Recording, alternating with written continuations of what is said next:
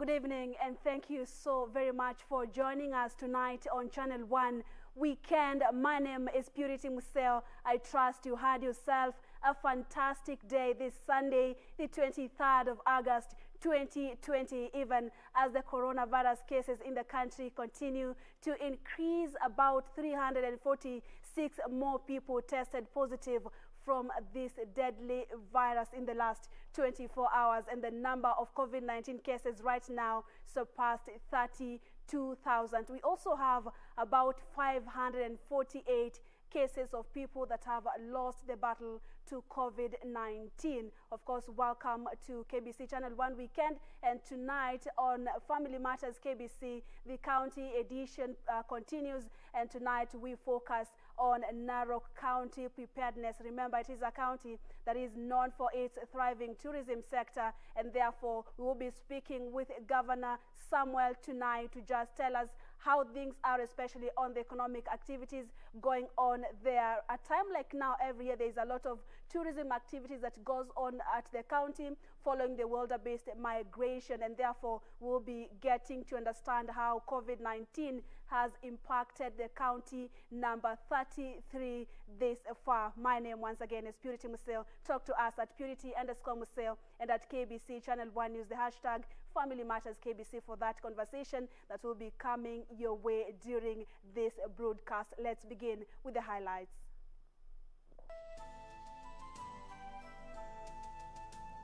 COVID-19 cases in the country rise to 32,364 after 246 more people tested positive in the last 24 hours. A judicial commission of inquiry will unearth the real underlying problems of this malaise. How long are we going to keep quiet and a few men and a few women are stealing money that is supposed to have helped the Kenyans? It's not right. It's not right. Something is wrong, terribly wrong somewhere. A section of political and religious leaders calling for speedy investigations and prosecutions of those guilty of misappropriating COVID-19 funds. And on Family Matters tonight, we hear from Narok Governor Samuel Oletunai about the county's COVID-19 mitigation measures.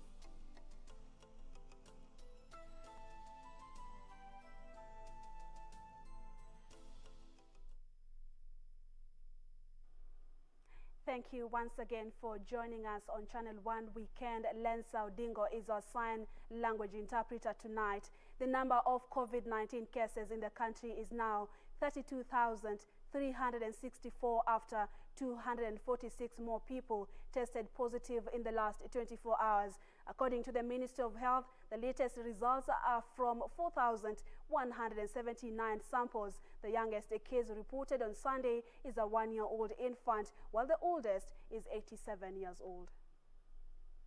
Of the 246 people who have tested positive for coronavirus in the last 24 hours, 238 are Kenyans and 8 foreigners. In a statement sent to newsrooms on Sunday, the Ministry of Health said the total confirmed cases are now 32,364. This is from 421,983 cumulative tests since the COVID-19 outbreak was first reported in the country 164 days ago. From the new cases, Nairobi recorded 78 cases, Kajiado 24, Kiambu 22, Nakuru 20 cases, Busia and Trans Nzoia counties 17 cases each, Machakos 16 cases, Kirinyaga 12 cases, Kisii 11 cases, Kisumu 8 cases, Mombasa 6 cases, Embu 3 cases, Garissa and Nyeri 2 cases each, while Nyamira, Kakamega, Isiolo, Kitui, Kericho, Murang'a, Kilifi and Tharaka Nithi 1 case each. At the same time, 6 more patients succumbed to the virus, bringing the number of deaths recorded so far to 548. The number of recoveries is also on an upward trajectory and is currently 18,670. On Sunday, 217 patients were said to have recovered from the disease. 178 were under the home-based care program, while 38 were discharged from various hospitals.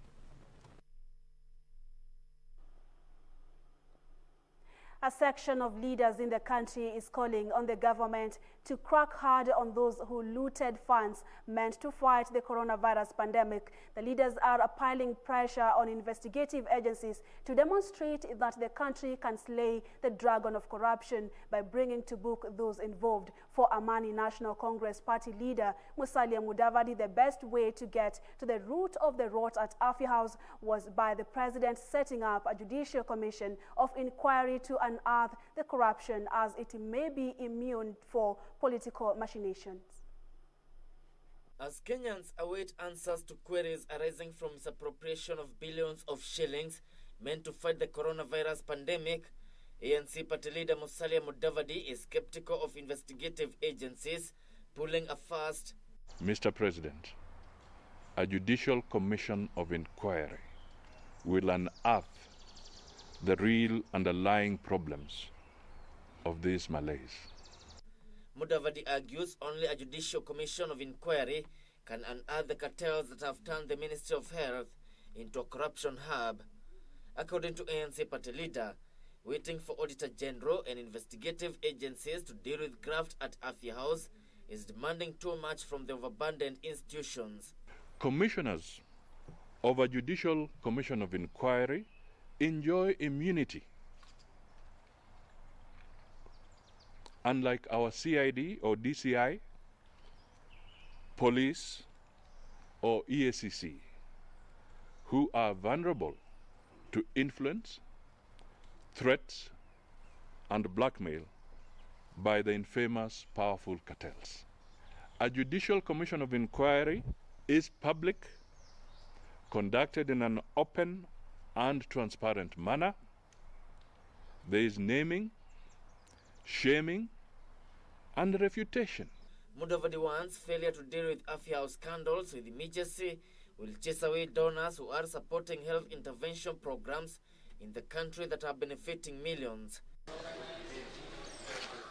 Similar calls were made by Kenya Union of Nurses Secretary General Seth Panyako, who dismissed ODM for allegedly defending graft. Nataka kuuliza Raila Amolo Odinga aambie wananchi wa Kenya ikiwa kama yeye ndiye alimduma Sifuna, kwa sababu kila mbu anayapwega ako na mwenye mmiliki. Laana ambayo utapatiwa na wale wa Kenya ambao wameugua COVID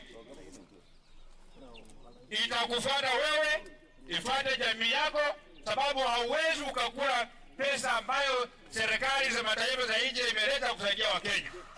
Na pengine pengine kama ile pesa ingetumika kwa njia mzuri, hii maneno mnasikia ya COVID pengine haingeenda ifike mahali ambapo imefika sasa. There is something called taking responsibility. Minister wa Health anaitwa Mukai Kagwe, kwa sababu pesa imeibiwa akiwa waziri, achukue political responsibility, atoke kwa ofisi ndio upelelezi ifanywe vizuri. Here I am. In fact, it's good if I... But politicians allied to Deputy President remain pessimistic that investigative agencies have the nerves to deal with Afya House cartels. Before Ruto was relieved some of his responsibilities, the notion was that he's the one who is stealing. When COVID money came, 19, he was not there. So we stole the money. We have seen the names. But truly tell me, how many people are ready to sacrifice their children, their brothers, their cousins, their relatives, and their friends by exposing them to be thieves, when the person who is supposed to do that himself is sitting on stolen, and he lives on stolen, and he survives with stolen public funds? Hey, excuse me, that cannot work. Kevin Washira, Channel 1 News. And a section of religious leaders have called on the government to expedite investigations and prosecutions of those found culpable of misusing funds meant for the COVID-19 mitigation. Led by Bishop Mark Kariuki of the Deliverance Church of Kenya, the clergy further demanded a quick determination of a win-win revenue sharing formula by the Senate, which they said will benefit all Kenyans.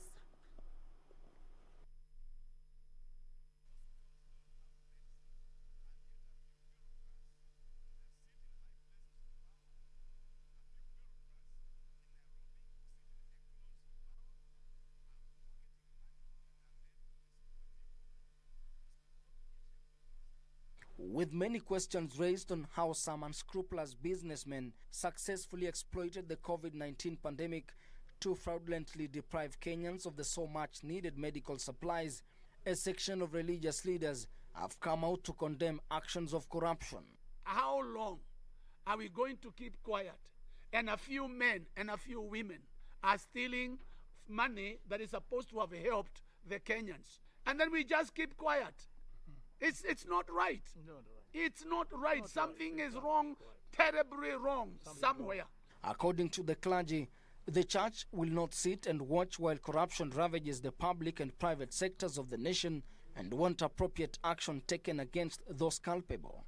We therefore appeal to the president and the entire government machinery to expedite investigations into these disturbing events and prompt prosecution of all those found culprit. We are observing and we are really watching. We are really watching so hard. Remember, we are also 85% of the Christians. And it is also for us to change things, even our mind. With corruption cases pending at the anti-corruption court, the religious leaders are concerned that the slow pace in handling high-profile corruption cases is holding back the fight against the vice. To treat these cases with utmost urgency in order to send an unmistakable message that corruption is evil and it does not pay. Meanwhile, as the 12-member committee looking into the controversial third criteria of sharing revenue is yet to announce its resolution, the church want the matter quickly resolved to prevent disruption of services at the counties. Ben Chumba, reporting for Channel 1 News. Moving on, the National Muslim COVID-19 Response Committee has threatened to revoke licenses to mosques flouting the guidelines put in place for the reopening of worship places. The committee further claims the high number of community infections was a testimony that many faithful were disregarding the Ministry of Health rules. Rising number of COVID-19 infections and deaths, communal infections and deaths, especially among the faithful. The phenomenon is now worrying the National Muslim COVID-19 Committee, which now attributes the trend to violation of set-up guidelines by the worshippers. The more deaths are occurring in people with high levels of denial and stigmatization. So we are trying our best to address those areas. Is 22% what we represent as a population, as Muslims in this country? Or are we slightly higher than really what we should be? I tend to think that we are a little bit overrepresented in the deaths. Gracing the committee relaunch convention, Health Chief Administrative Secretary Rashid Aman cautioned the public not to lose focus after the country started recording reduction of daily COVID-19 infections.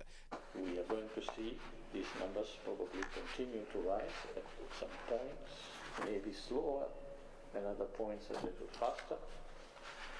But we are not yet out of the woods. The good indicators to look at in terms of where we are is really to see how many people end up being in hospitals seeking care and how many of those actually, unfortunately, end up dying. The committee threatened to revoke licenses to mosques flaunting the COVID-19 measures. We regularly inspect to ensure that the guidelines are abided with. And if any group does not abide, we withdraw our certification.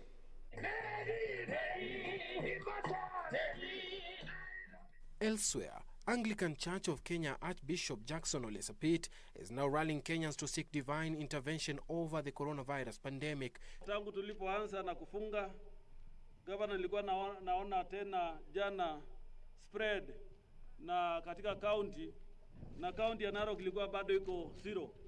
Speaking during the last day of praying and fasting, Sapit said the pandemic has come with its challenges that threatens to destroy the family setup, among them early marriages and pregnancies. Tusaidiane kwa hii maombi kwa viongozi wetu. Naomba mumesikia kwamba mpaka sasa zaidi ya wasichana wetu 5,500 wako na mimba. Kuna wengi ni wale wameenda clinic. Kuna wale ambao wajaenda. Suleiman Yeri, Channel 1 News. And Evans Kidigo on Twitter, you tuned in from Mlango Kubwa. Derek Otieno, you're saying you're watching from Eldoret. And then we have Kayla, you also tuned in, following and waiting for Family Matters. Thank you so much. And then there is Muthoni, who is tuned in from Suswa Market. Tell us where you tuned in from. Also remember, tonight on our county edition on COVID-19 response, we feature Narok County, a county that is known, especially during this time. I'm sure you have or you are planning to visit Masai Mara because of the wildebeest migration. So how is it different this year when the world is struggling with the COVID-19 pandemic as compared to other years? Then we'll be speaking with Narok County Governor Samuel Tunai to just bring us to speed on the county preparedness and how safe are the tourists once they get there. Let's continue tweeting at Purity_Museo and at KBC Channel 1 News. The hashtag to use, Family Matters KBC. Deputy President William Ruto has praised Jubilee MPs who have stood firm despite threats and intimidations to defend the party's development agenda, addressing grassroots leaders from 13 counties drawn from the Kikuyu community at his Sugoi home after the Sunday service. The DP noted that some leaders were doing everything possible to hijack the Jubilee agenda for Kenyans.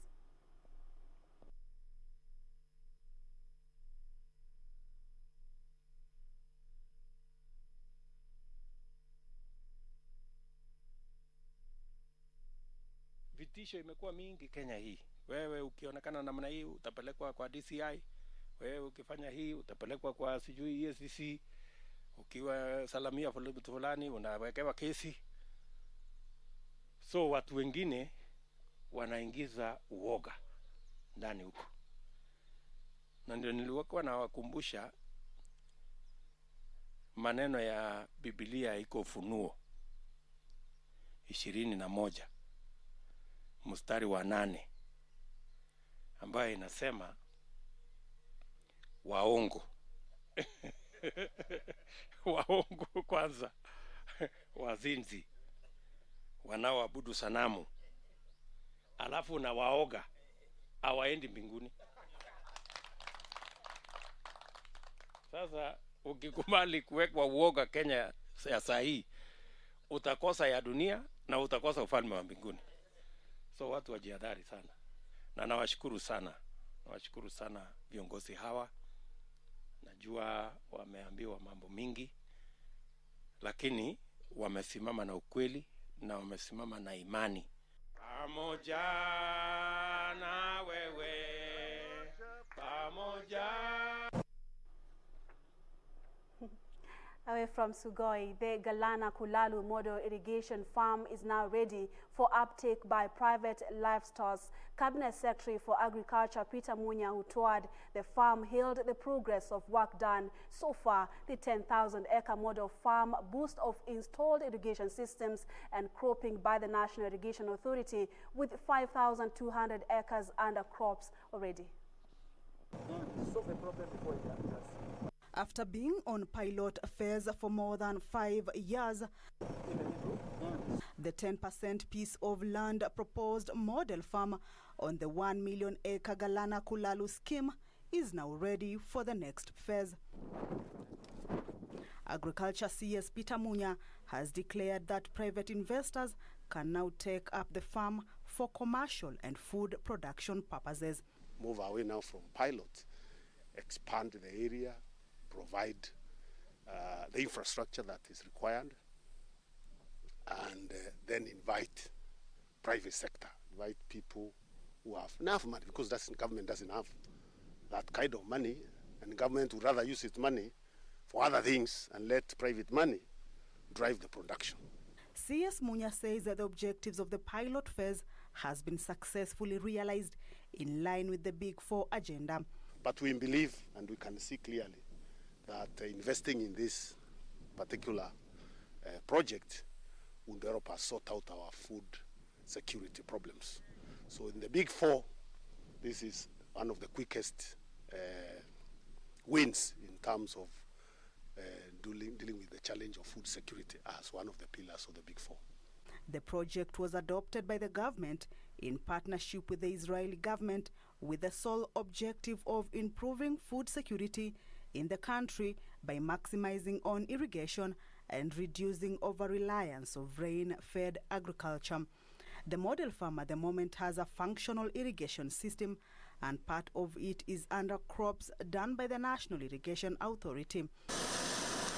The model farm has seen a series of planting and harvesting season since 2015. Between April 2016 and October 2016, Green Arava, the Israeli company behind the setting up of the model, planted on 2,000 acres of land, managing a harvest of 31 bags per acre, totaling to 59,066 bags of maize. The bumper harvest was celebrated as a breakthrough. Kamchemenza for Channel 1 News. A new crop has been introduced in Laikipia County, which many farmers say will turn around their fortunes.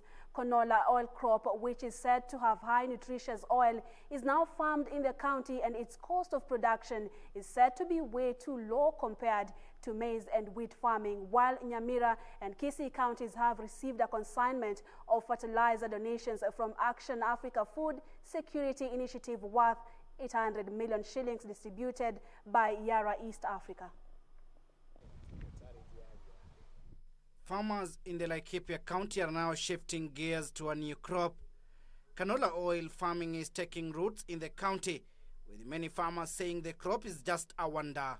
According to the farmers who have embraced the new crop, its cost of production is a way too low compared to the traditional maize and wheat farming, and its returns just amazing. Hii mmea in terms of production, ukiilisha vizuri, unajua kila kitu lazima ukilishe.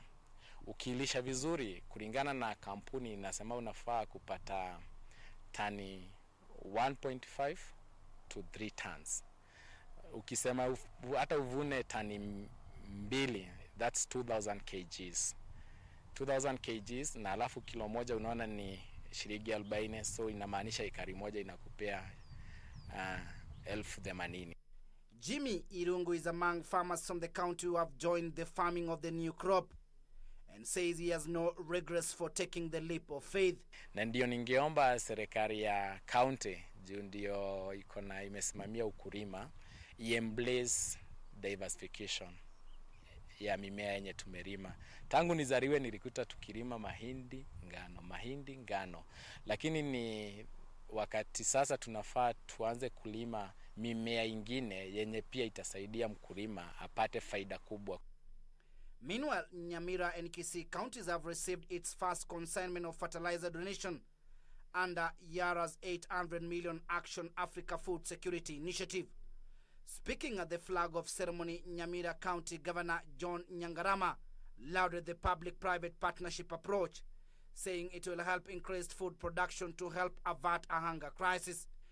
Sasa wakulima mmesaidiwa na Yara. Yara imekupa mbolea, lakini usifikirie Yara itakuja kulima shamba yako. Lazima utengeneze shamba lako mzuri, ikuwe tayari kwa kupanda.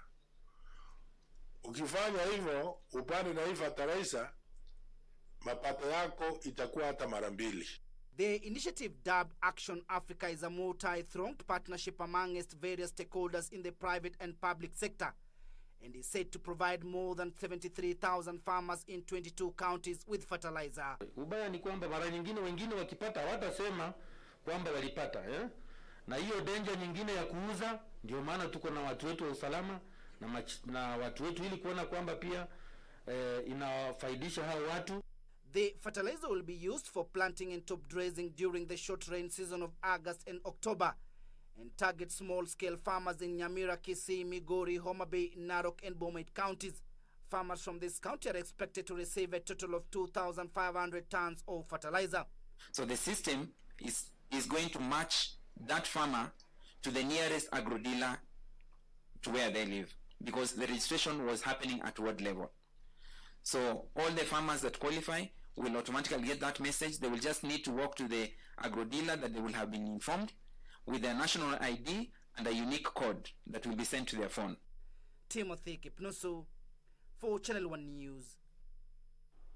So what is the safety of Kenyans and foreigners traveling all the way to Narok County to experience the beauty of Masai Mara? Of course, since the restrictions were lifted in July this year, the county now has about 180 cases of COVID-19. You want to really know what the county administration is doing to protect the locals, and also you who wants to travel to Masai Mara to experience just the beauty. And our guest tonight on the show, Family Matters, is none other than Narok County Governor Samuel Tunai. He will be giving us more details on the capacity and also the preparedness of that county in case the cases of COVID-19 surge. So keep talking to us. The hashtag to use tonight is Family Matters KBC, at Purity_Museo, and at KBC Channel 1 News. We have plenty more to come. We are taking our first commercial break. Don't go too far. That conversation will also be coming your way shortly. Stay with us.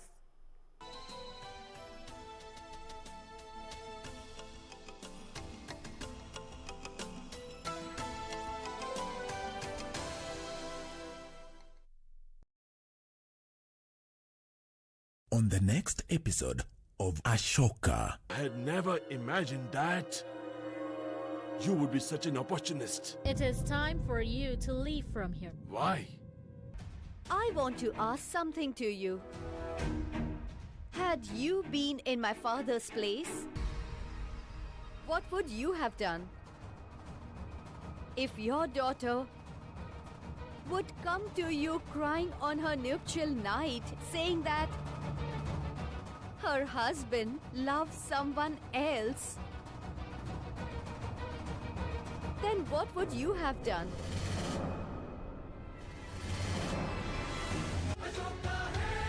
Next on El paraíso In Love with Ramon.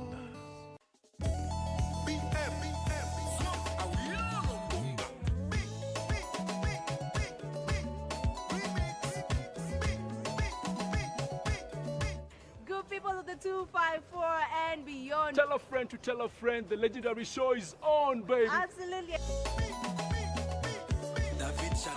Music concert.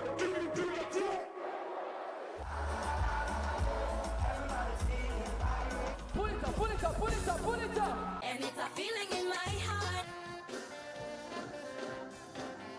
Top model. With it, crew, drop.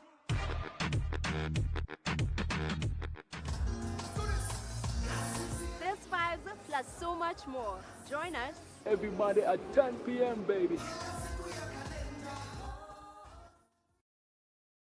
KBC, in collaboration with the Kenya Institute of Curriculum Development, is broadcasting enhanced out-of-class learning on radio, television, and online. Catch the lessons every weekday on KBC Channel 1 from 2 to 4 p.m. on KBC English Service and 15 FM from 9:15 a.m. to 5 p.m. and Radio Taifa from 10 a.m. to 11 a.m.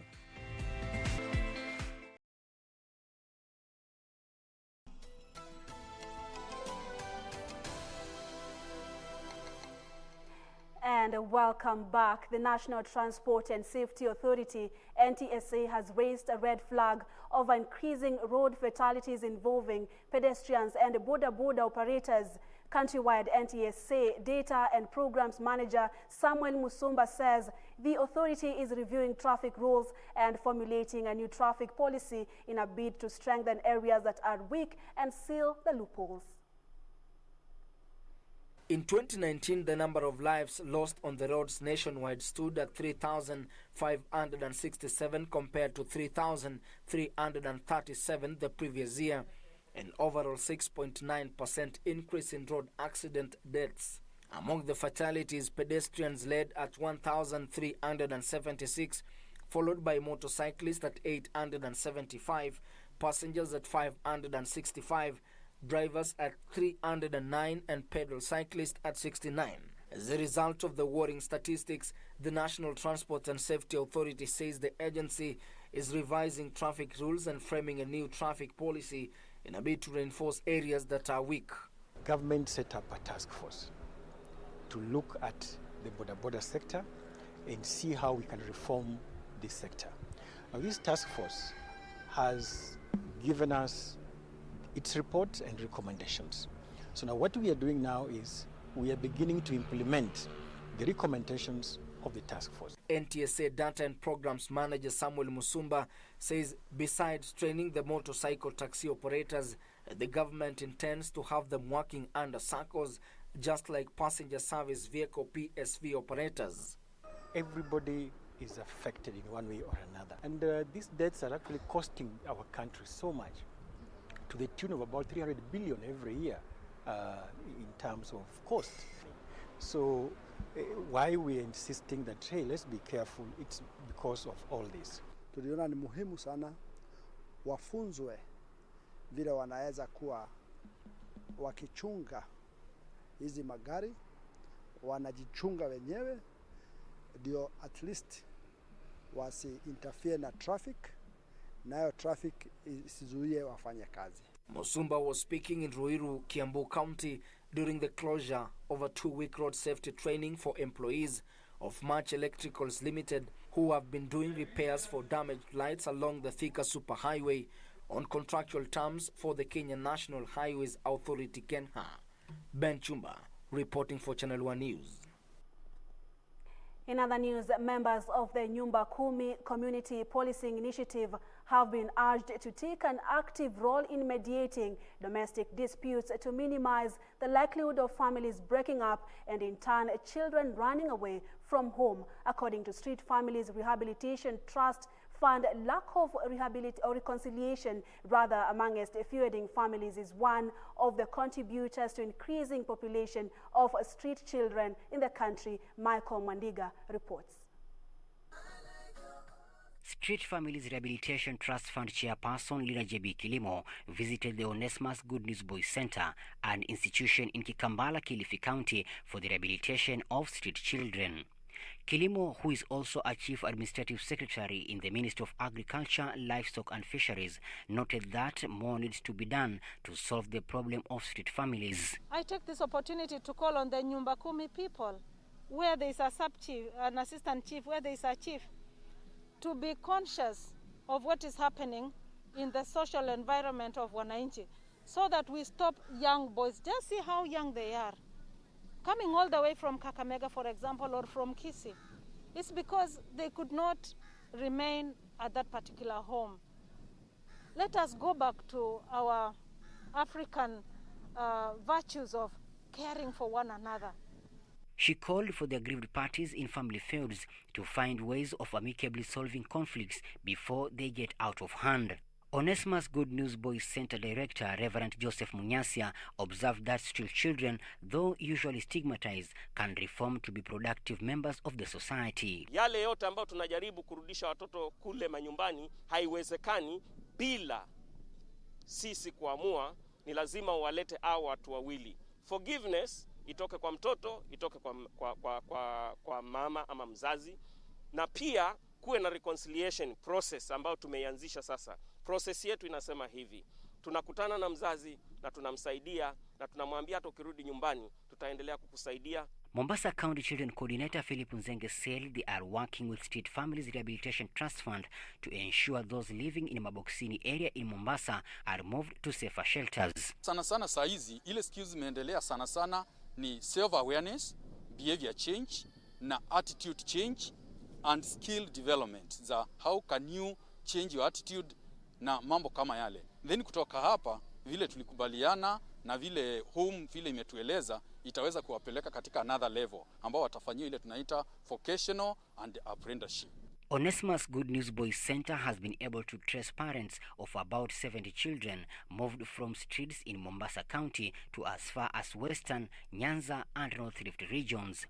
Reporting for Channel 1 News from Mombasa County, I'm Michael Mondiga.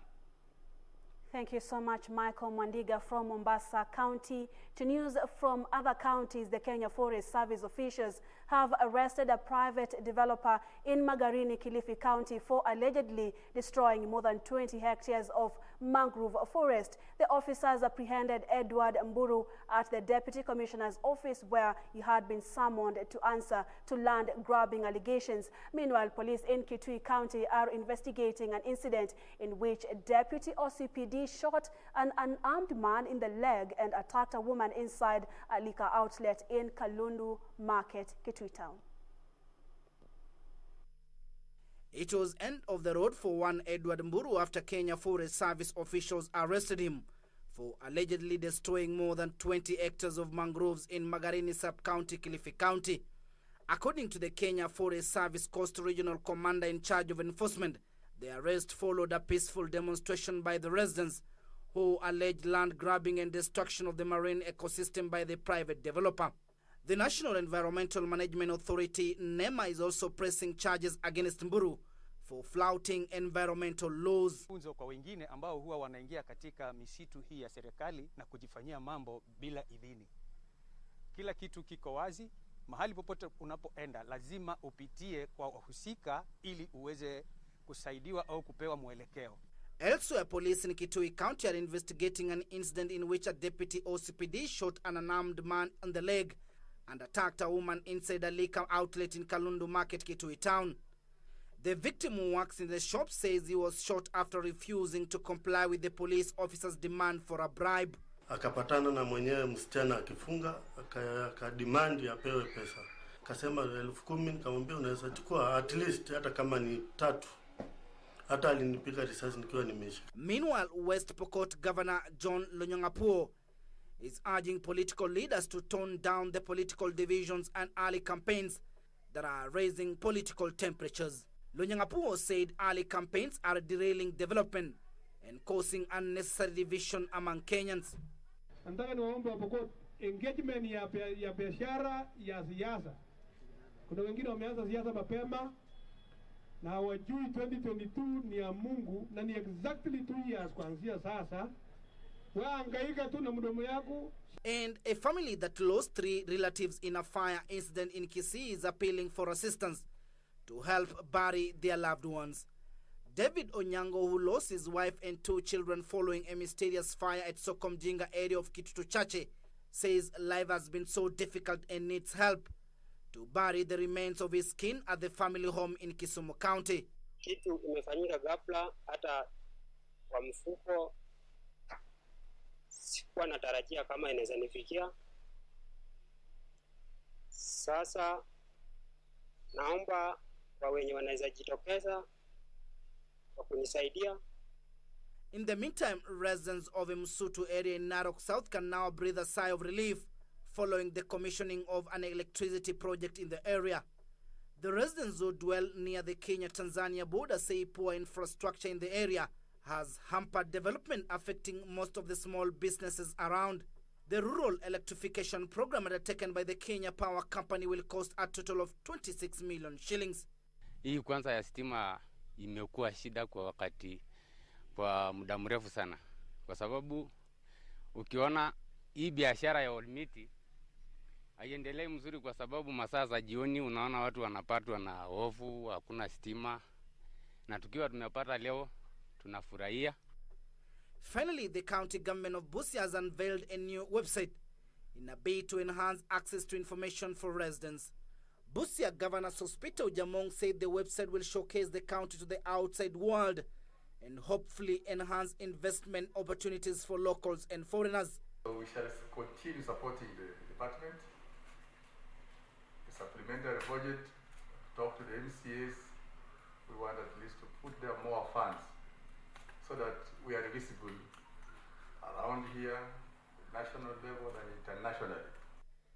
Timothy Kipnusu, For Channel 1 News. Glad you're watching Channel 1 Weekend tonight. Are you calling yourself fine Nairobian? Tuned in from Nairobi County. And then at karaoke, you are saying Hakuna Stima, pole for that. You can also stream live really on Facebook and Twitter, but hoping you'll be sorted within the shortest time possible. Then there's someone else who is also watching Channel 1 News from Ngong with Simon Simpsons. You're saying you're tuned in and waiting for the show. Family Matters. Keep talking to us. Keep tweeting. We're also live on Facebook. You can also pass your feedback through our Facebook pages, Purity, Museo, and KBC Channel 1, and I'll be having a look at your feedback really before the end of this broadcast. The World Health Organization has issued guidelines for protecting children against COVID-19, saying those over the age of 12 years should wear masks in line with recommended practice for adults in their country or area. Now, the World Health Organization admits little is known about how children transmit the virus, but cites evidence that teenagers can infect others in the same way as adults. More than 23.1 million people have been diagnosed with COVID-19 around the world, while over 14.9 million have recovered. At least 800,000 people have died, according to data from Johns Hopkins University. Children aged 5 and under should not normally wear masks, the World Health Organization has said.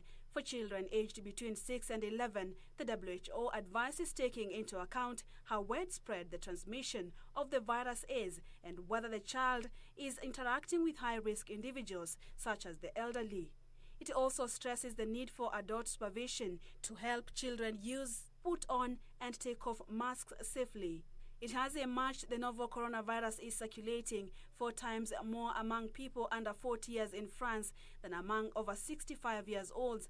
The country's health minister, Olivier Véran, said as the country reported an additional 3,602 new COVID-19 cases. India's coronavirus tally crossed the 3 million mark, according to the country's health ministry. Elsewhere, vacationers returning to the Italian mainland from Sardinia helped push Italy's daily new coronavirus caseload far past 1,000, reaching the high for the first time since early May. Confirmed cases increased from 947 on Friday to 1,071 on Saturday, with many infections confirmed in travelers who were tested as they disembarked from airplanes or ferries. South Korea reported its highest daily number of coronavirus cases since early March in Greater Seoul region. Korea Centers for Disease Control and Prevention, KCDC, warned the country is on brink of nationwide pandemic following the highest daily number of coronavirus cases recorded since March.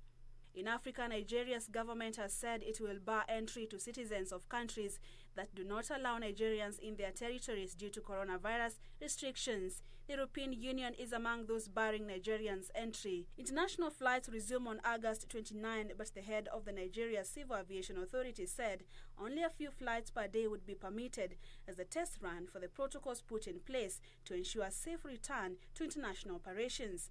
At least 23 million cases of infections have been registered worldwide, according to Johns Hopkins University, with most of them recorded in the US, Brazil, and India.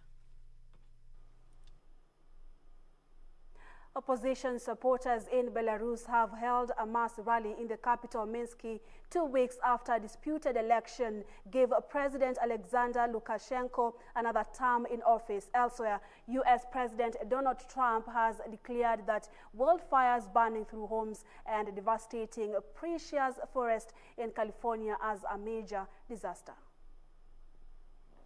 While wildfires are a natural part of California's landscape, the fire season in California and across the West is starting earlier and ending later each year. Climate change is considered a key driver of this trend. The length of fire season is estimated to have increased by 75 days to correspond with an increase in the extent of forest fires across the state. More than 14,000 firefighters are battling 585 fires that have now burnt nearly 1 million acres. Forecasts say high winds are threatening to drive flames into more populated areas as foul air blankets the state. At least 6 people have died and thousands have been evacuated. Most of the destruction has been caused by 3 large fires in mountainous and wooded rural areas. U.S. President Donald Trump has declared wildfires burning through homes and devastating precious forests in California as a major disaster. At the same time, the U.S. House of Representatives has passed a bill that would inject $19 billion into the postal service ahead of November's election. Democratic Speaker Nancy Pelosi recalled lawmakers from the summer recess to vote on the bill, which she said will protect the U.S. Postal Service. And U.S. President Donald Trump's eldest sister, a former federal judge, has said her brother is a liar who has no principles. The critical remarks by Marianne Trump Barry were recorded by her niece Mary Trump, who last month published a book criticizing the president. Elsewhere, opposition supporters in Belarus have held a mass rally in the capital Minsk 2 weeks after a disputed election gave President Alexander Lukashenko another term in office. People congregated in the central square despite heavy police presence. There were no independent observers in the elections, and the opposition says there was massive vote rigging. Recent protests have been met with a crackdown in which at least 4 people have died. This happens as Lukashenko, who has ruled Belarus for 26 years, claimed that NATO bloc was trying to split up Belarus and install a new president in Minsk. And a delegation from West African Regional Bloc ECOWAS has visited Mali days after a coup. The team, led by Nigeria's former President Goodluck Jonathan, held talks with the new military leaders and also met ousted President Ibrahim Keita. ECOWAS has repeatedly called for President Keita to be reinstated, but thousands of Malians took to the streets of the capital Bamako to show their support for the coup.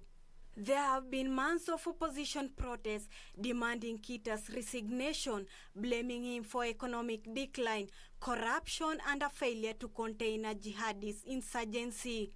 Finally, a South African who was thought to be the oldest man in the world has died at the age of 116 years. Freddie Bloom's identity document showed he was born in Eastern Cape Province in May 1904, although that was never verified by Guinness World Records. Ruth Wamboi for Channel 1 Weekend. Another break will do. When we return, sports news and the show that you are eagerly waiting for, Family Matters, so don't go anywhere.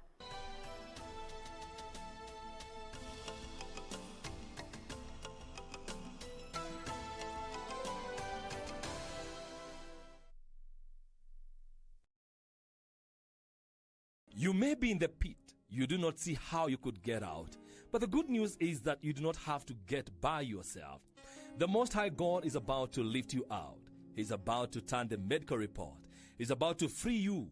He's about to open new doors, bringing new opportunities, new relationships. Kupata the pit, bonyeza star 811 star 967 hash. Bonyeza star 811 star 967 hash.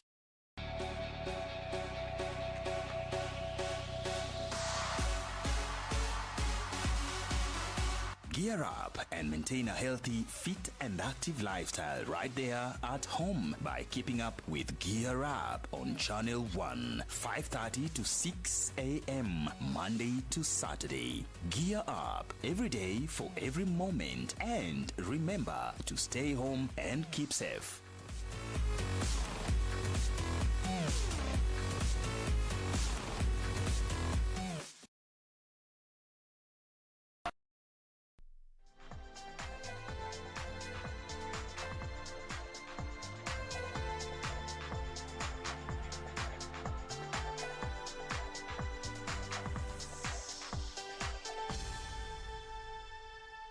Let's now get the sport, and the forthcoming 12-team Simba Premier League cricket tournament will give Kenya a chance to rebuild as a country plots to reversal of a downturn period which has seen Kenya fall in International Cricket Council ICC rankings, stifling chances of international exposure to local players. Kenya will field 6 franchise sides which will be captained by former internationals. However, a larger percentage of the squads will consist of upcoming players. Those players who are coming in, they are ex-India, Sri Lanka. They're not representing the country, but they're still good players. When they come here, wacheza na wachezaji wetu, it's an exposure, especially for the under-19s who are coming up just like that. You never know. They might be picked even to go and play in India, one of the Premier Leagues. They go to Sri Lanka, play in Sri Lanka. They go to Nepal and play in Nepal. So that's the reason why we need this tournament to be played. The tournament also offers a chance to Kenyan cricket managers and selectors alike, a chance to tap new talent and attract back those who could have lost interest in the sport. They needed, not even now, 1 year back, just after the World Cup qualifiers, these boys were supposed to be playing. Because tulikuwa na around 7 players wenye represent Kenya just like that. Like sasa imagine after World Cup, waka back down. Hasa tatujui wako aje. Unajua? But we are hoping if this tournament itakuwa successful vile tunataka, everything will be perfect. Teams from India, Nepal, Tanzania and Uganda are expected to grace the tournament model along the franchise format. Winners will walk away with 300,000 shillings, while first runners-up will be awarded 150,000 shillings. The tournament will be held at Simba and Waraka Sports Club and will run from 10th to 19th of September. Bernard Okumu, the sport at 9. Football Kenya Federation FKF Electoral Board has published the official register to voters who will take part in the exercise. The board, led by Kentai's Tikolo, has already set October 17 as the date for the national elections, which will be preceded by grassroots polls held across the 47 counties on September 19. The statement by the board comes just a few days after they commenced the process of listening to disputes arising on the club register ahead of the poll. The register for eligible voters can be downloaded from FKF Electoral Board website.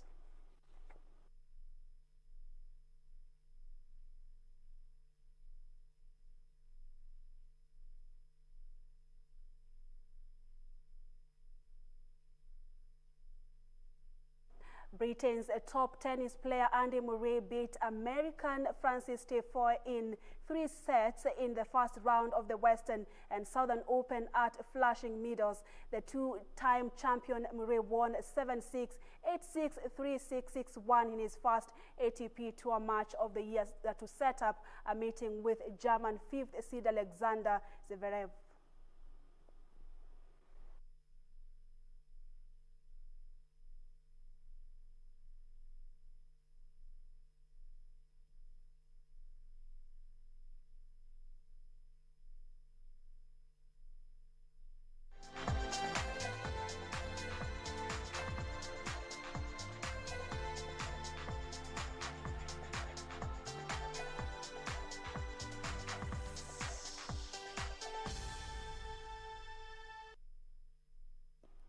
And of course, that is not the end of our broadcast, because Family Matters is now coming up shortly. Thank you so much for your feedback and the people saying they're waiting for this interview, including at Wanjiko is talking about Kwani Haunioni, right? I see you. And of course, you're saying you're eagerly waiting for the show. And Nyarega, you are saying that you are waiting for this interview tonight that we have been waiting for, to just know how Narok County is prepared. Samson Villa, you're also saying you are tuned in from Yimbo Majengo. Of course, keep tweeting and talking to us. The Family Matters show now coming up shortly, but after the weather forecast. Of course, we had Lensa Odingo as our sign language interpreter tonight. Do enjoy the show. Family Matters KBC is the hashtag to use, and at Purity_Museo at KBC Channel 1 News. That show coming up shortly after the weather forecast with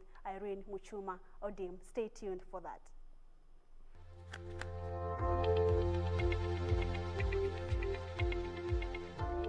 Good evening and a very warm welcome to Channel 1 Weather Update. Sunday it is. I hope you're well. My name is Irene Mchuma Odim.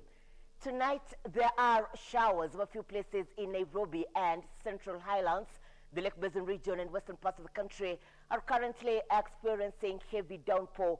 There are showers accompanied by thunderstorms over several places. The northwestern parts of the country is experiencing scattered wet conditions. This, as the rest of the country is covered with partly cloudy conditions, and that is how the night will be. Tomorrow, it will be cool and cloudy in the capital. There will be light rains in Meru and Nyeri. Similarly, in the county of Nairobi, the northeastern part of the country will mainly be sunny. At the coastal strip, there will be scattered wet conditions in Machakos, Makindu, Voi, and Taita Taveta. The morning will be cool and cloudy before sunny intervals prevail. The western parts of the country will mainly experience sunny conditions, but there will be rains in Kitale, Eldoret, Kisii, and Kericho areas. The northwestern parts of the country will mainly be sunny. In the afternoon, there will be an increase of wet conditions over the western parts of the country. These are showers accompanied by thunderstorms over several places. In Meru, there will be sunny conditions, but it will rain over a few places in the county of Nyeri. Scattered wet conditions will dominate. The county of Kilifi, Mombasa, and Lamu will mainly experience sunny conditions. The northern parts of the country will continue to experience sunny conditions during the afternoon hours. The highest temperatures across the country will be experienced in Lodwar, highs of 35 degrees Celsius. Temperatures have slightly gone down in Mandera. We're expecting highs of 34 degrees Celsius. Temperatures in the capital will range between 22 and 13 degrees Celsius. And that is a clear indication that cold weather conditions will prevail over most parts of the county. Up next is the international forecast. Do have a good night and see you tomorrow, God willing.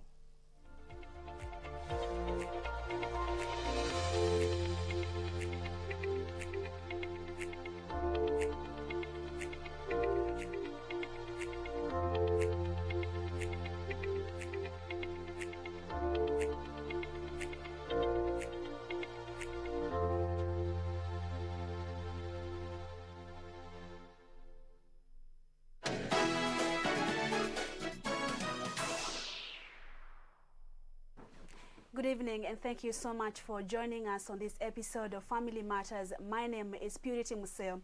As the country continues to grapple with the adverse effects of coronavirus, counties are bearing the brunt of the economic impact occasioned by this deadly disease. And Narok County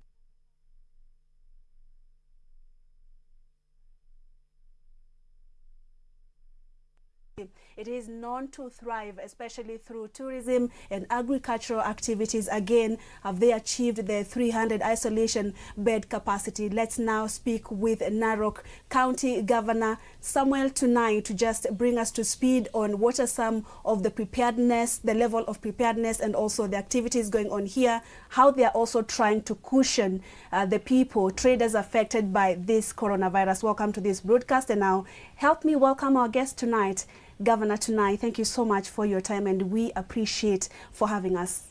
Thank you for having me. Yes.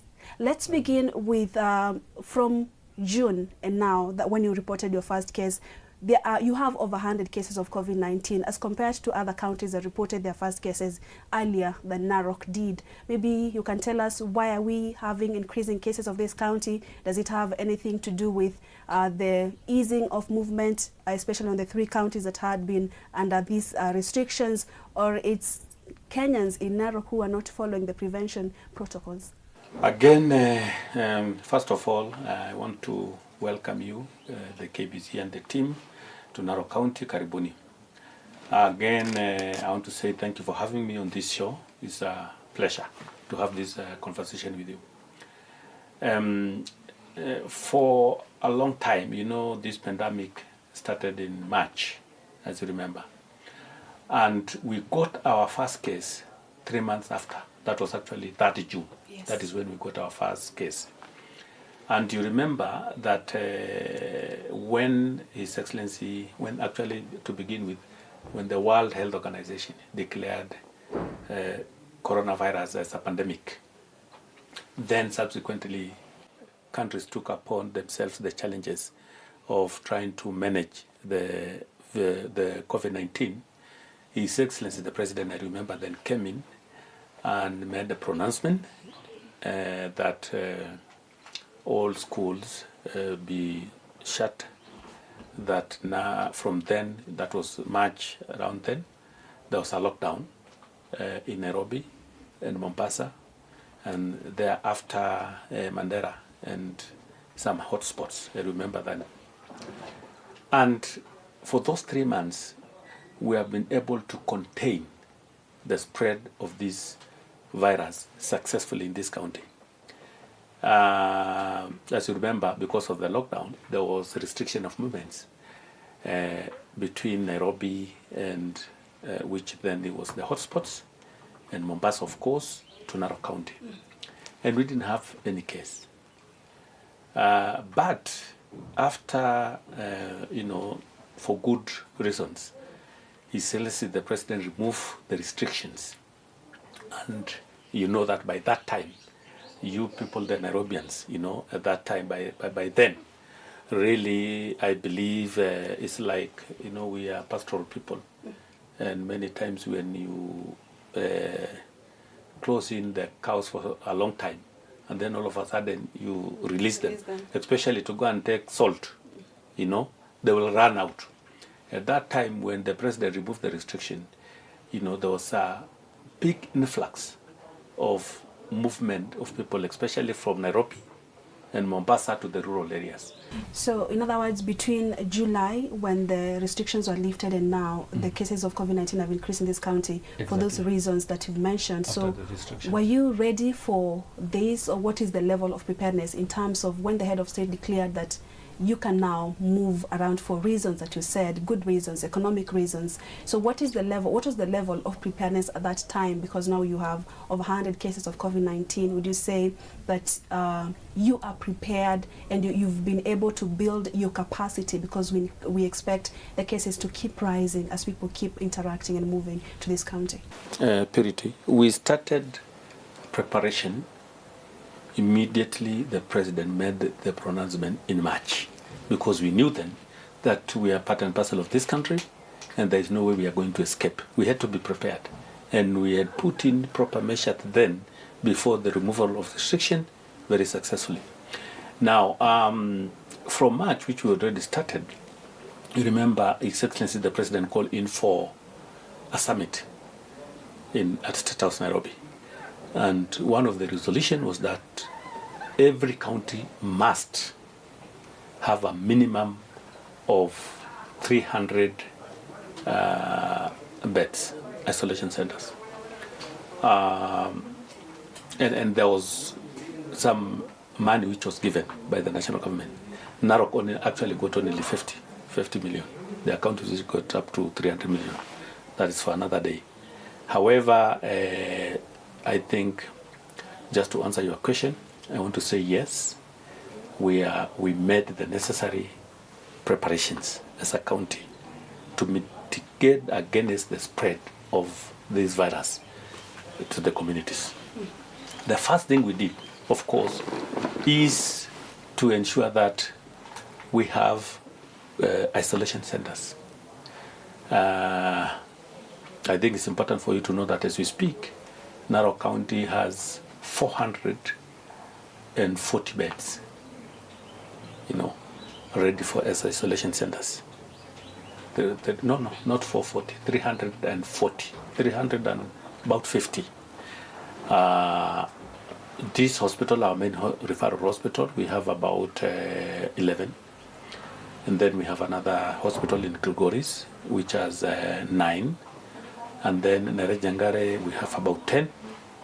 Emurwa Dikir, that actually is another 40, which are ready, so it's going to add from the 340 to 380. And then, of course, our main one is at Ololonga. That's where we have done the 300 bed capacity. And 200 are ready, people are already there. The final one, as you probably go and see, will be finishing on Saturday. Fully equipped, the beds are there, the sheets, everything has been bought and ready. In case of a surge, because there are a lot of movements, especially to this county being a tourism county, in case there is a surge and all the 340 or so beds are occupied by patients, do you have capacity to expand this? And enough as I say, yes. 340 are ready, I said there is another 40, which just we need to equip. That brings to 380. And already we are also, immediately this is finished, we are starting another 200 beds in Kilgoris. So we are on to ensure that we have enough beds. And so far, actually, at the moment, we have about 162 cases, 162, out of which we have about 80 recoveries. Half of them have already recovered. Then there are those who are at, we have isolated them at their home, and we continue to manage them. The ones, actually, the only beds occupied now is about 26. So we still have a number of beds. I think it's important for you to know that in line with the collaboration with the national government, which is also on the directive, is that we are encouraging people to stay at home, what we call home care. But of course, before any person qualify to isolate at home, we have a committee of county government which must go and ensure that they meet the minimum requirements, their requirements which must be met.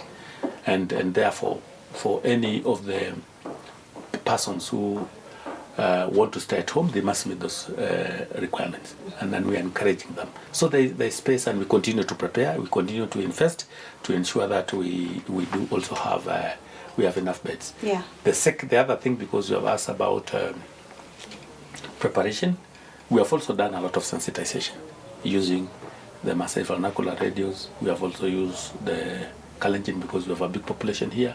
We have done road shows at the county level just to sensitize so that people can wear masks, just to ensure that people sanitize, just to ensure people keep social distance. We have ensured that also that exercise is continuous.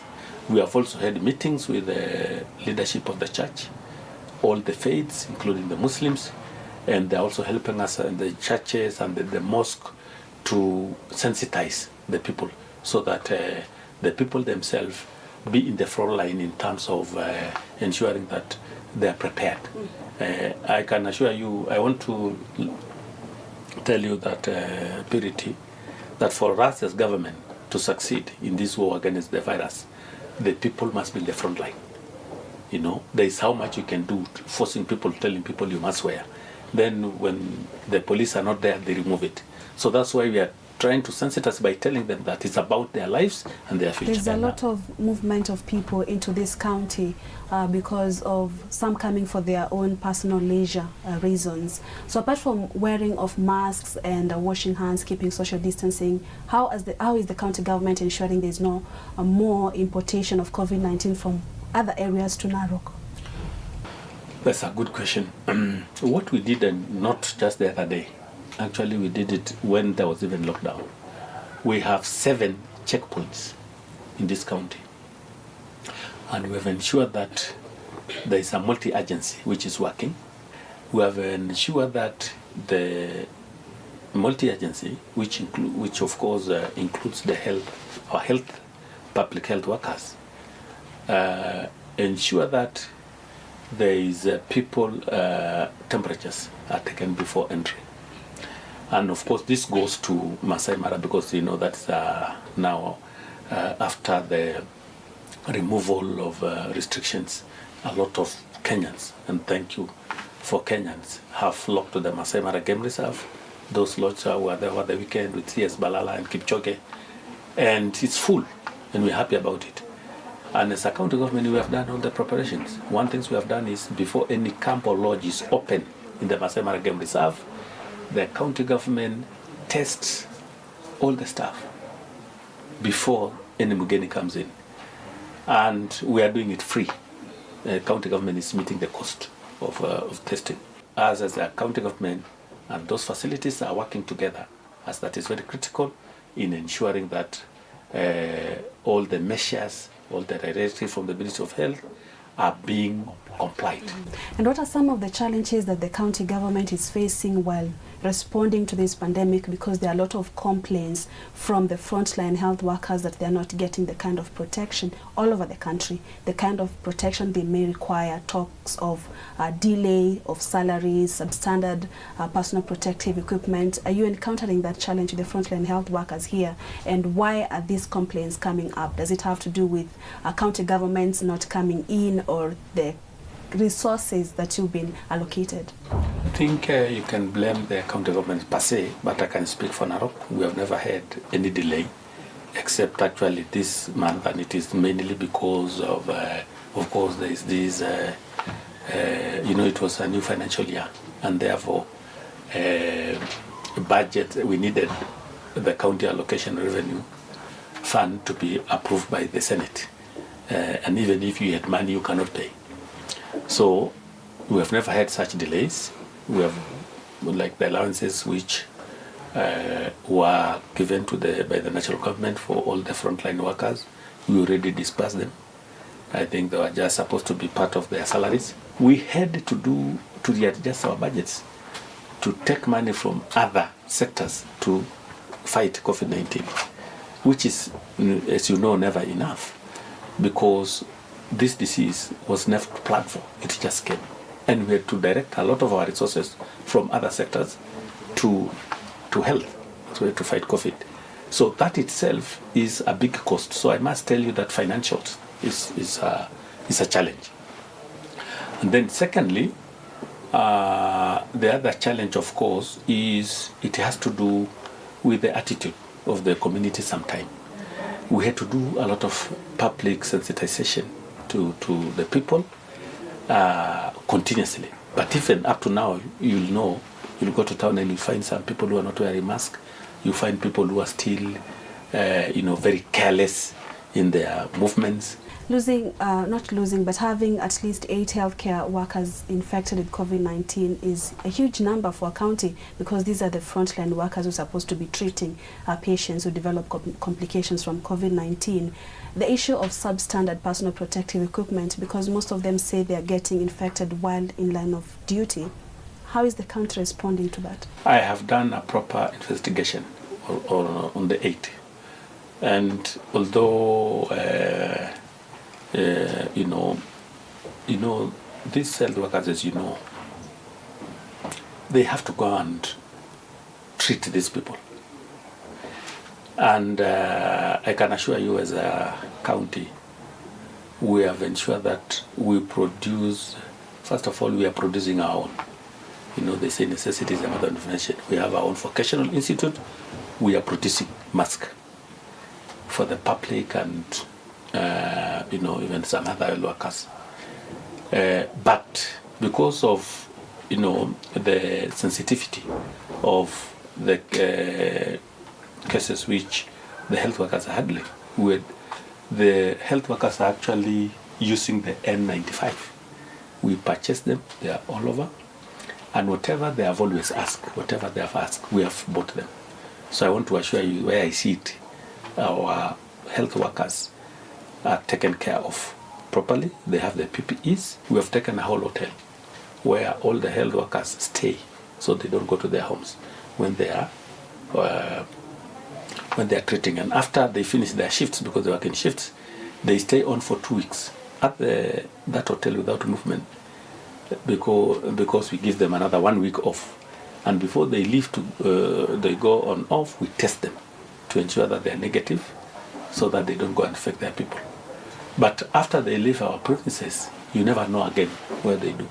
Nevertheless, we are working, they are understanding, we are capacitating them to the best of our ability, and where I see it, I don't think we have any issues there. The children are at home because schools were closed, and with parents, majority of whom have lost their livelihoods. What is the county doing to cushion these vulnerable communities or people who've been adversely affected economically? They have closed their businesses, lost their jobs to COVID-19. Okay, that is also a very important question, because it is with us. And actually, as you know, when the president was pressed on what to do, whether to reopen the economy or not, it was a very tough balancing act, because it's between COVID, which you open the restrictions, there are dangers, and of course the economy, because people have lost jobs, they have lost businesses, and the situation is becoming dire.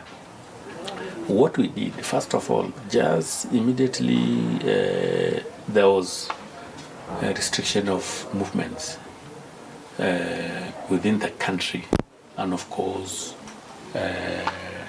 when the airspace was closed. As you know, Masai Mara Game Reserve depend on tourists from overseas, and of course our markets were hit in the United States, Europe, China, and so forth. Hotels closed, so people lost jobs.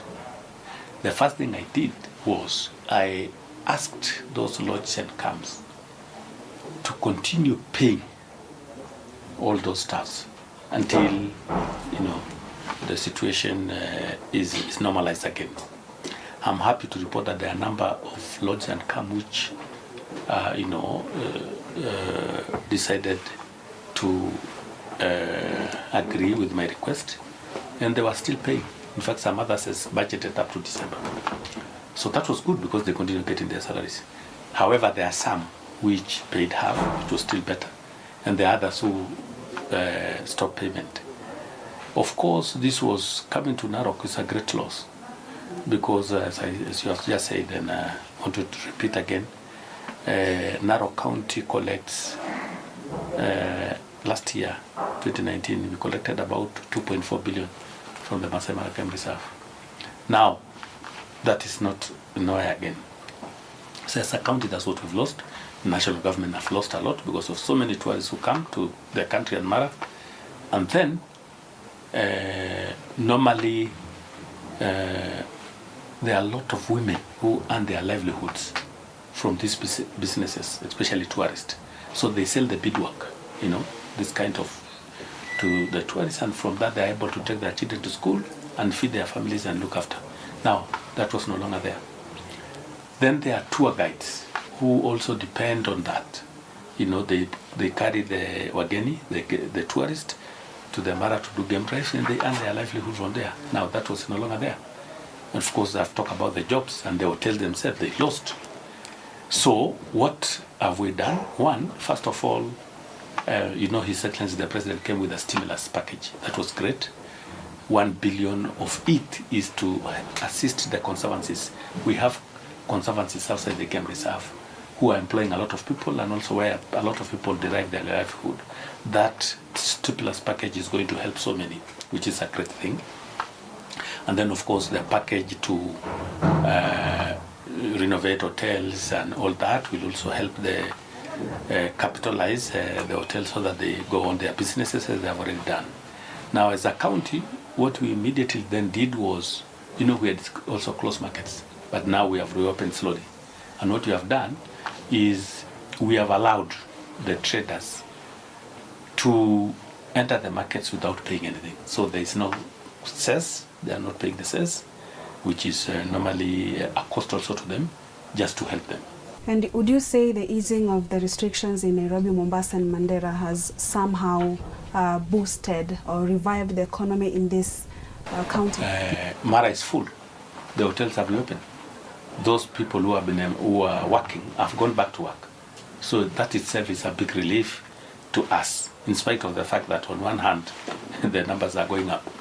So that's good.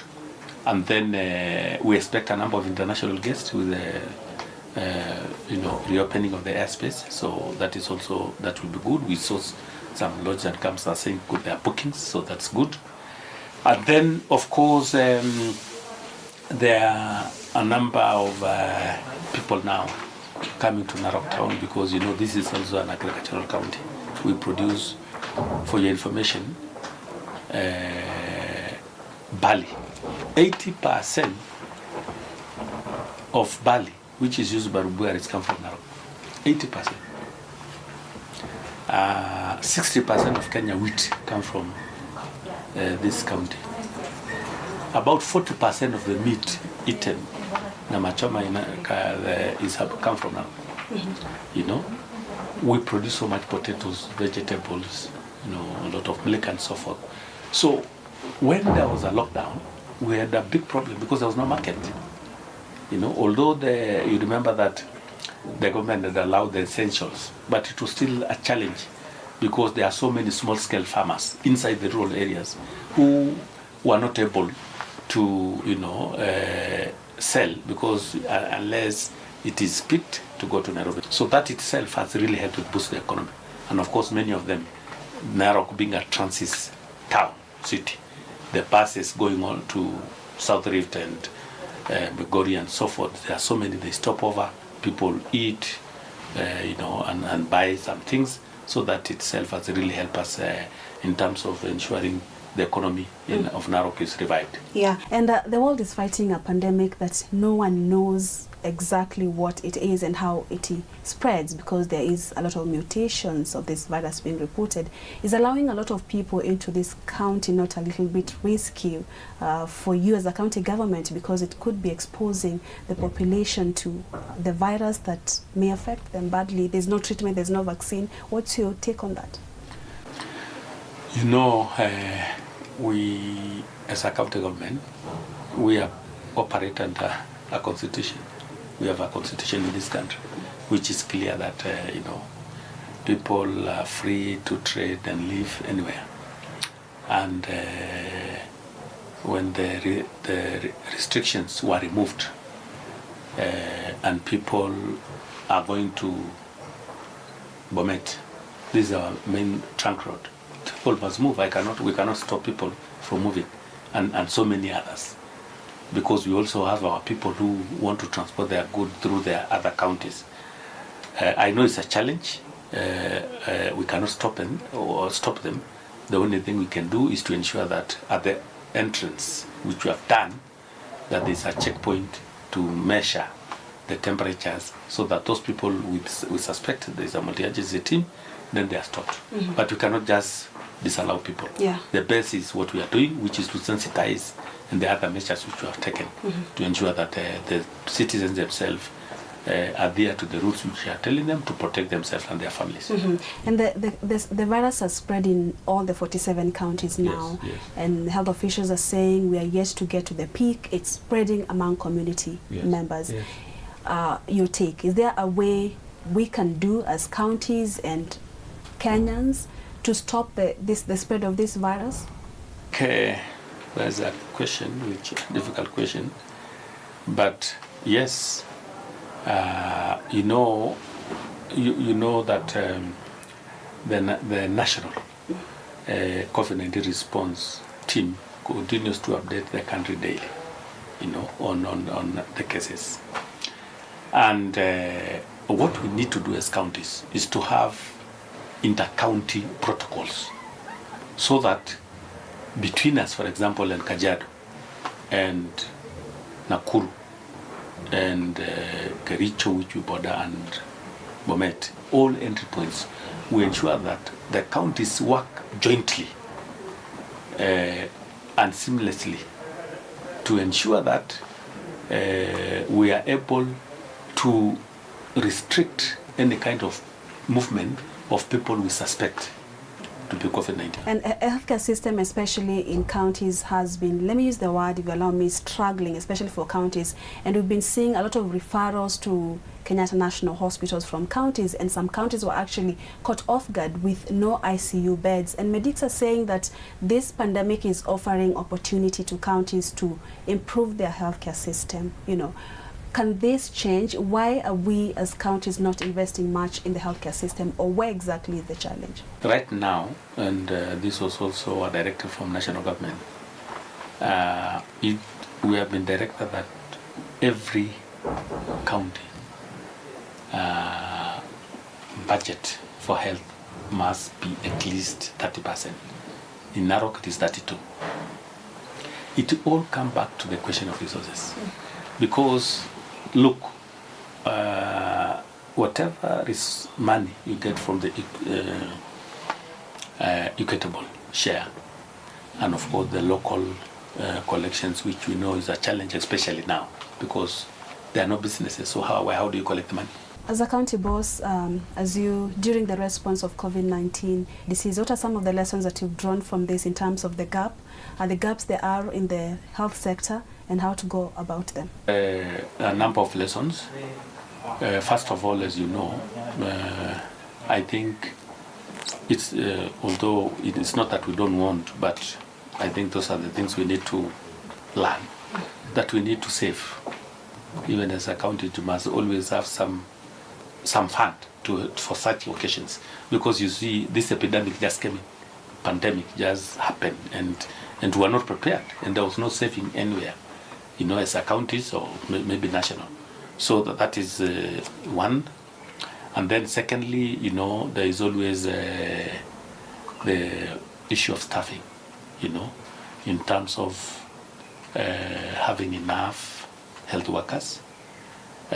Thanks to our partnership again with the national government, in the last 3 months we employed 261 new health workers. When I came in, I employed about 400 health workers. But you know, population is growing. You know, we have so many cases which need to be addressed, and it's all about resources. So we need to see how we can collect more, have more money, so that we are able to invest in these hospitals and also employ qualified staff. At least now we have, and we are also putting up, we're starting in 2 weeks a medical school, 250 students, so that we can train our own nurses and clinical officers and ensure that we have enough personnel, because we must have qualified personnel for us to be able to address these challenges. All right, Governor, tonight we are winding up your parting shots as we finish the show.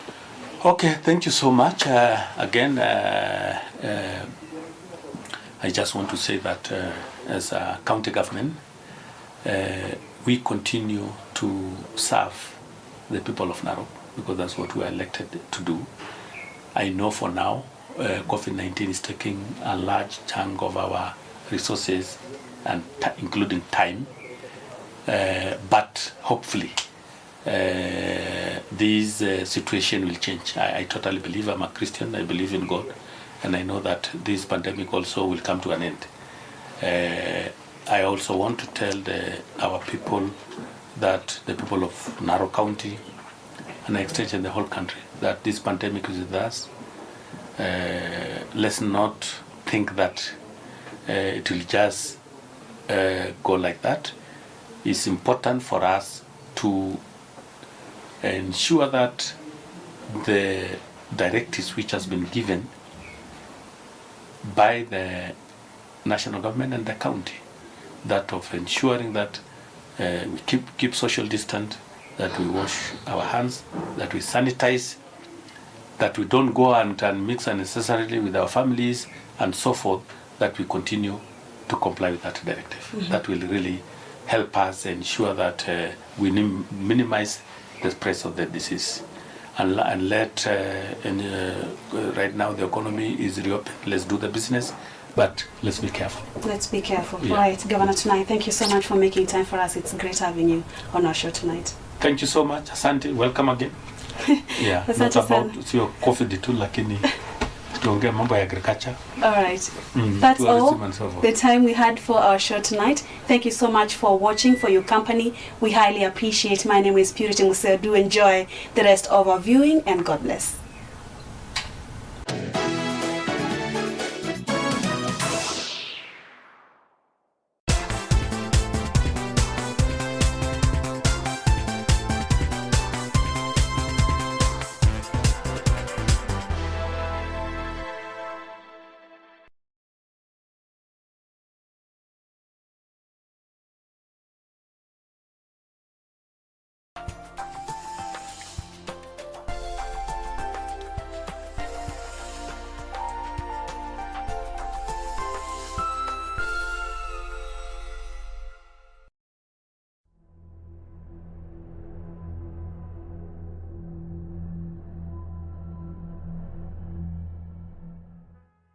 Ninakusalimu katika jina la Yesu Kristo.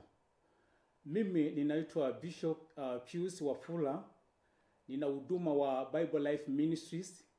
Ninakaa Ongata Rongai, Nairobi.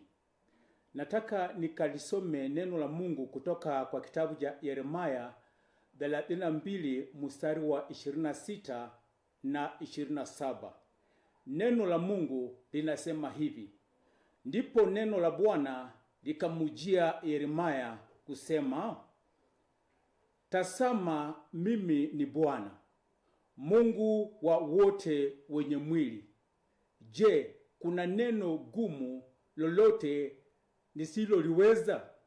Hili ni swali ambalo Mungu anauliza. Ulikuwa wakati wa wana Israeli walipitia mambo magumu, na wakati Mungu aliwaita mambo hayakuwa sawa, basi Mungu akamuinua Yeremia nabii. Na alipoona wana wa Israeli wakilia, wakipita kwa maisha magumu, wakishangaa imekuwaje tena, Mungu akaambia Yeremia, nena na hawa watu wangu kwamba mimi ninawapenda, haijalishi mambo ambayo wanayapitia, maana mimi ndimi niliyewaumba. Hata wewe ambayo unanisikiliza, nataka hata nilinene hili neno katika nchi yetu ya Kenya. Tunajua kuna mambo mengi ambayo tunayapitia. Maisha yamekuwa ni magumu. Watu wana vitisho, wanatishiwa, wanasema watakufa kwa sababu ya magonjwa haya. Lakini nanena neno moja ambalo Mungu amenipa kwa hili taifa. Na wewe ambaye unayenisikiza, Mungu anakuuliza, je, kuna lolote ambalo haliwezi kulifanya? Nataka nikuambia kwamba yote inawezekana tunapomtumainia Mungu. Na ndiposa aliwaambia wana Israeli, hebu tumuinulie Mungu macho yetu. Tusiyatazamie mambo ambayo tunayapitia. Maisha ambayo tunayapitia, mambo ni magumu, watu wanakufa, watu wagonjwa, kila mahali habari zinaendea kwamba tutakufa. Lakini Mungu alimuinua Yeremia na neno la tumaini kwamba je, kuna lolote ambalo Mungu haliwezi? Kwa maana kwa majira hii atawaponya. Nami Mungu amenituma nikwambie hili neno siku ya leo. Hakuna jambo lisilowezekana. Haijalishi mambo gani ambayo tunayopitia kama mtu kibinafsi, ama nchi yote, ama Afrika yote. Lakini Mungu anasikiza, anatujali, na hataweza kuacha sisi tuangamie. Atatuponya nchi yetu Kenya, mradi tu tutaamini kwamba Mungu aliyetuumba na yeye hatatuacha. Nataka nikuambia kwamba inawezekana kama tunamuamini na tunamtumainia Mungu. Nataka tuombe pamoja na wewe ambaye umenisikiza. Baba, katika jina la Yesu Kristo, nanyosha kidole hiki kama cha unabii katika nchi yetu Kenya, na huyu msikilizaji ambaye amenisikiza. Ninajua anapitia kwa mambo mazito, mambo magumu. Kuna wale wamekata tamaa ya kuishi kwa sababu ya magonjwa ya kusema kwamba tutakufa siku ambayo ama wakati wote. Lakini Mungu, ninashukuru kwa sababu umetujia na umetupa neno kwa wakati ambao unatufaa.